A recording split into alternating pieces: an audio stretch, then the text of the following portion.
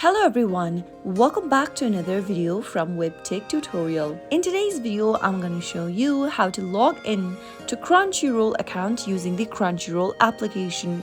So without further ado, let's get straight to the video. Tap open your Crunchyroll application and make sure that you are inside this interface. From the main home page, tap on the login button. You'll then end up in the login page. To sign into your Crunchyroll account, you'll need to provide your email or username followed by the password. Go ahead and enter the email or the username associated with Crunchyroll in the first text box. On the next field, type in your correct password for the account. If you don't remember your password, tap on Forgot Password link beneath the page and follow through the password reset process. If you remember your password, you can type it in the text box. And finally, tap on the login button. Wait for a few seconds and you'll land in the main homepage of your Crunchyroll account in no time. That is how it can be easily done.